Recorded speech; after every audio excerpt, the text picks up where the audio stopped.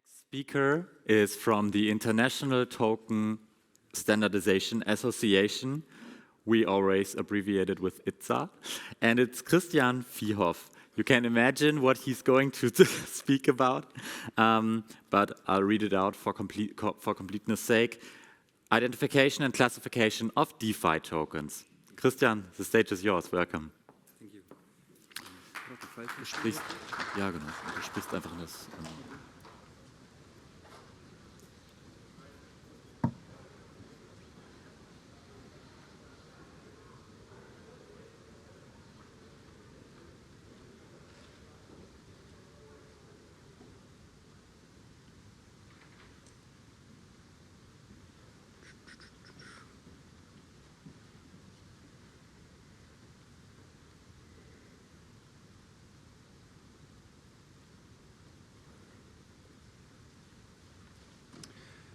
Actually, a little remark from my side to the previous presentation.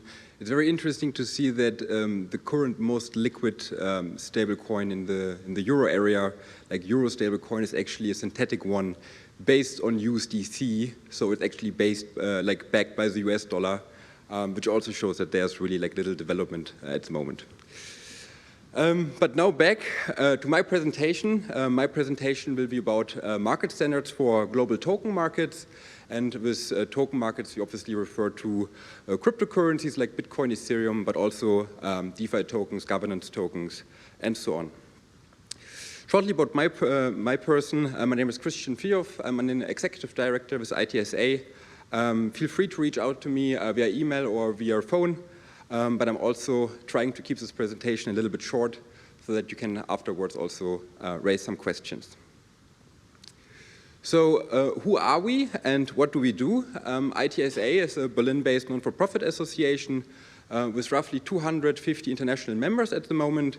And I have to say that's quite diverse. We have DAX 30 companies like Deutsche Börse Group or Siemens, but also many startups who are members with us, token projects like Nexo, MakerDAO, or Quant. And recently there was also a quite big inflow of law and tax firms. And our objective is the development and the promotion of market standards for the token markets. And in that regard, we have developed 3 standardization projects. The first one is called International Token Identification Number, short ITIN, which is very similar to the ITIN, just not for securities, but for tokens. And then the second one is the International Token Classification Framework, where we basically look at the different white papers of tokens and group these tokens according to their characteristics. We distinguish them in regard to economic, technological, regulatory, and legal characteristics. And then last, what we do is we combine the identification data with the classification data, and then we make it available in our token database called TokenBase, which at this moment, I think, roughly lists 16,000 tokens. And yeah, here's like, again, some of our members who are like right now participating with us. As I said before, some industry leaders, token projects like Maker, Nexo, or Quant, and certainly the most interesting member who joined us last year is DLA Piper. DLA Piper, they have introduced a securitization platform in Hong Kong with Sidera, because they are part there of the governing council. And last year, they have tokenized 505 million in securities. So in Asia, this business of security tokens is already catching up very quickly. And for each of these security tokens, you also assigned one of our identifiers, the ITIN. And now, an interesting use case on why market standards are so important for the global token markets. And for that, we have now chosen the topic DeFi. DeFi is commonly known as basically cutting out the intermediary to then automate certain processes in the financial service sector. And how did it all start? It's just 2 years old, and basically it started in August 2020 when Compound started to offer a yield on borrowing and lending. And as you can see on the chart on the left, DeFi has since then been a major success. We essentially went from 0 value in total value locked to over $280 billion. And there's some estimates out there that $1 trillion will be reached within this year. And on the chart on the right, you can also see that while for the most time Ethereum has been the dominant player in the field of DeFi, in the past year we very much could recognize that there's alternative layer 1 platforms like Avalanche, Binance Smart Chain, Solana or Terra who have started to catch up and who have also developed a very diverse DeFi ecosystem. And on top of that, certainly also second layer solutions for Ethereum, like Arbitrum or Optimism, which help Ethereum to scale. But for now, certainly, you can see that Ethereum is still the incumbent and the leader in the field of DeFi. How does that now translate in terms of decentralized applications? So at the beginning, certainly all DeFi was taking place on the Ethereum blockchain. But now recently we see that more and more DeFi applications have deployed their code also on alternative layer 1s and layer 2s. So for Curve we can see, hey, there's not only Ethereum, but there's also Polygon, a second layer solution, as well as Arbitrum, but then also alternative layer 1s like Phantom. And for SushiSwap we can even see more deployments on different chains. And then it should be the question, why is that? Well, there's actually like a game theoretic approach to that, because whenever a decentralized application does not deploy on other L1s or L2s, there will certainly be developers who would just copy the code, fork the code, and make then these kind of services available on alternative layer 1 smart contract platforms. And this is essentially what has happened with Aave on the Phantom ledger, because Aave has now announced that they will deploy on this ledger as well, but for now they haven't. So some developers just forked the Aave code, made it available on the Phantom ledger, and called it Geist Finance. And certainly what happens by that, other developers are taking away market share from these kind of protocols. So the result is that most DeFi protocols actually have started to embrace a multi-chain future and started to deploy not only on L2s, but also on alternative layer 1s. And I intentionally kept this screenshot because it is 4 months old, and I just wanted to highlight on how quickly DeFi actually moves. Because now you can see, according to the icons for the chain, like 4 months later, how many more deployments have been made. So now there's only very few DeFi applications who are only hosted on Ethereum, but Avalanche, Optimism, and also Polkadot with Moonriver or Moonbeam have started to catch up and attract way more capital over time. And this results in a very diverse ecosystem and tokens which are deployed on many different chains. A very good example here is Tether, who is currently deployed on 13 different blockchains. So whenever you go on CoinMarketCap or CoinGecko, you will see Tether or USDC as a single asset class. And this is actually not the case, because Tether is running on 13 different blockchains, and each of these kind of tokens features an individual token address.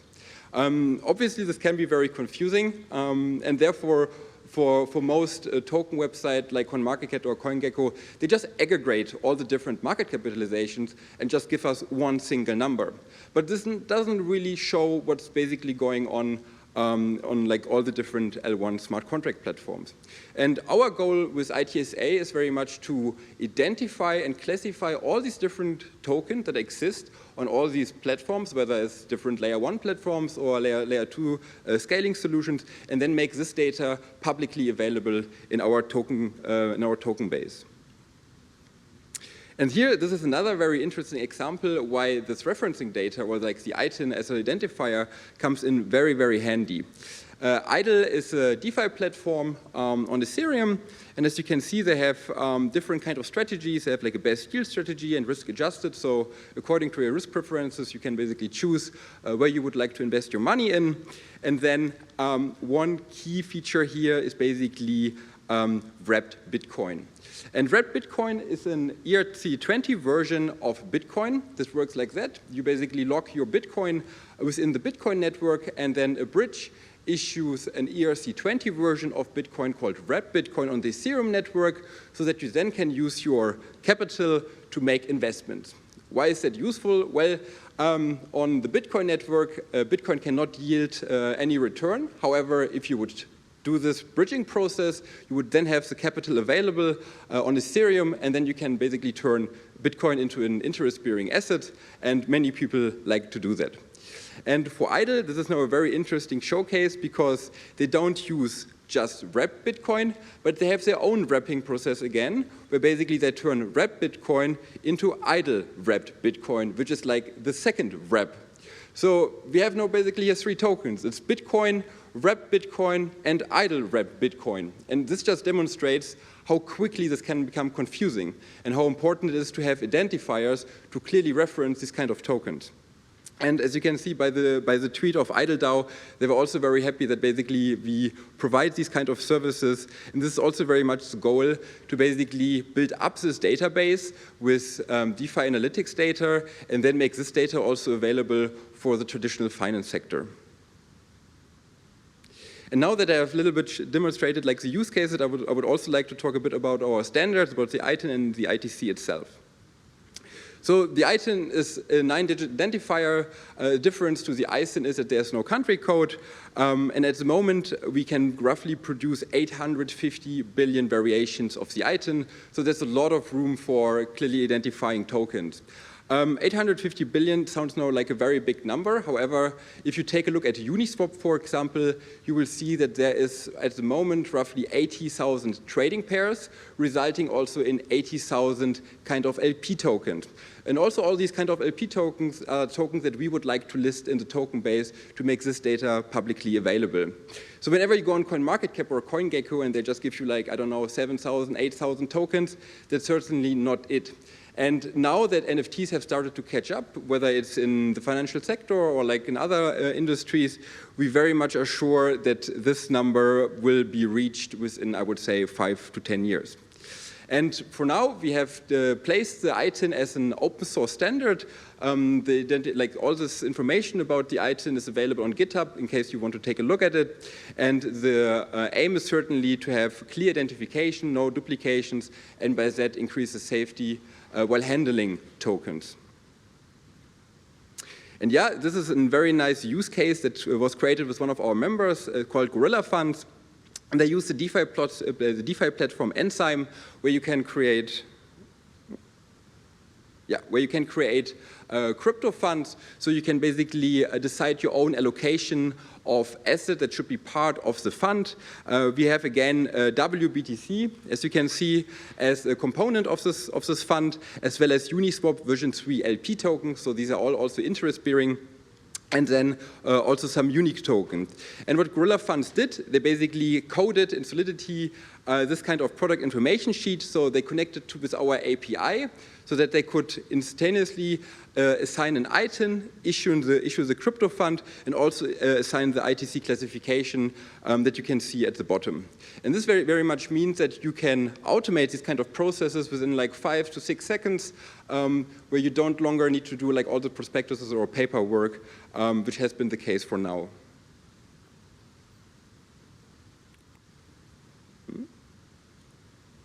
Yeah, and now a short overview over the ITC, the International Token Classification Framework, because I think this is something you should all maybe be interested in, because I have to say for me it helped me very much to get an overview over the entire token market, because it can be very complex and very confusing because there's so many different terms out there. For example, ERC20 tokens, some people call them auxiliary token, some people call them application layer tokens, other utility tokens. So it's very nice to have like a framework where everything is basically set into context. And the ITC for now features 6 dimensions. This is economic, technological, legal, and regulatory dimensions. And with that, we have, for example, very first, the economic purpose of a token. So the purpose of a token could be, for example, as a payment method. A good example here would be Bitcoin or Litecoin, Tether or USDC. There we have unpacked payment tokens, Bitcoin, or like packed payment tokens. Second, we have utility tokens. This could be something like Ethereum, Avalanche, but also all the governance tokens from the DeFi sector. And last, we have investment tokens. We call it on-purpose investment tokens because we are aware that national jurisdictions often decide whether an asset is a security or not, and therefore we went just with the plain term investment tokens. And then second, we, for example, look at who actually is the issuer of this kind of token and what's the industry where he's coming from. So there we are following the North American industry classification standard. So we have, for example, media, social media, banking, finance, asset management. But certainly what we did was we put a granular approach and put additional dimensions, categories and subcategories in there, for example, for DeFi or for the IT sector.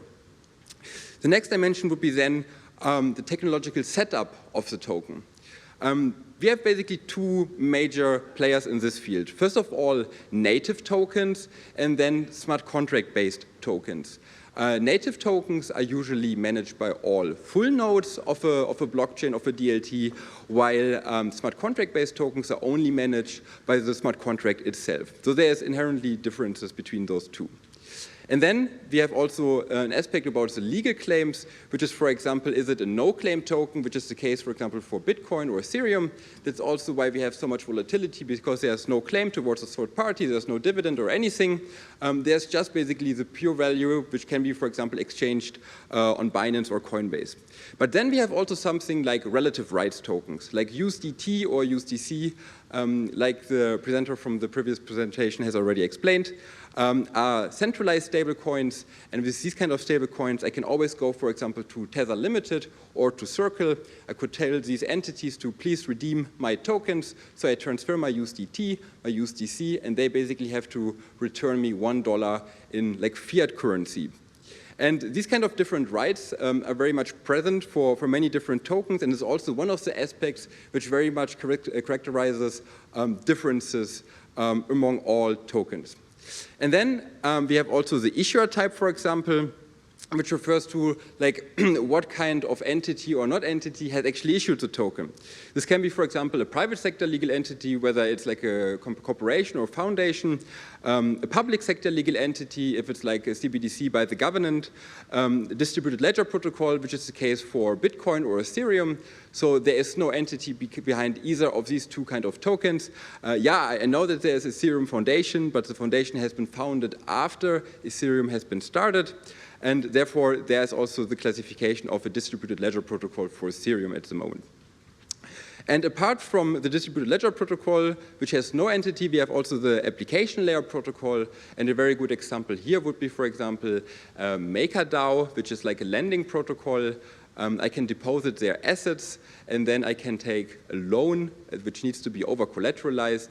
And the loan basically is been taken in, for example, DAI, and DAI is being minted by a smart contract. Therefore, there's again no entity who basically created DAI as a token. Therefore, there we refer to as an application layer protocol as an issuer. And then last, regulatory dimension, MiCA. I have to say, what we do here is basically best guess. I know it's still up to changes, and it's not 100% clear on how the classification for each token will be. However, we do basically best guess on like most of these kind of tokens, and there are tokens which are like out of scope of MiCA, which is, for example, the case for most security tokens. Then we have crypto assets in scope of MiCA, which can be then differentiated in asset reference tokens, which would be most of the stable coins. Then e-money tokens, which would be stable coins with higher regulatory standards. These kind of e-money tokens would need an e-money license or like a banking license. And then very last, the utility tokens, which again refers to kind of DeFi governance, DAO tokens, which make up at the moment, I would say, roughly 80 to 90%, so the majority of all tokens that are out there. And yeah, now a quick example on how we would have classified, for example, Bitcoin. This is a screenshot from our token-based website, which is public, so you can just easily access it. We have all the links available on our website or on our LinkedIn page. So it's displayed like that. We have the cryptocurrency, in this case Bitcoin, together with the ITIN. Then we have the website and the social media affiliation links. And then when we come to the classification of the token, we would say Bitcoin is an unpegged payment token. Why? Because it primarily acts as a store of value, and its value is floating, so it's not pegged to, for example, the dollar or the euro. Then in what industry is Bitcoin basically active? I think this can be very nicely seen in El Salvador, where Bitcoin is used as a payment service. Therefore, we have also classified it as payment service and infrastructure. Then what's the technological setup? Bitcoin is certainly not based on a smart contract, but has its own blockchain. Therefore, it's a blockchain native token. And as I already explained before, there's no third party where I could just easily go to and be like, hey, here you have a Bitcoin, please return like this and this asset to me. I have this kind of right. No, this doesn't exist. Therefore, it's a no-claim token. The issuer of Bitcoin, there is no entity. Therefore, it's the distributed ledger protocol itself. And then last, Bitcoin would be considered in regards to MiCA as the other in scope crypto asset. And now we have an interactive part. I would like to ask all of you to take out your phone, open the camera app, and then you should be able to open this link, because this is our ITC 1.1 classification. And there you should take a look, because I think this is very helpful basically for the general understanding of tokens. And yeah, in case you have any questions, feel free to ask. Thank you.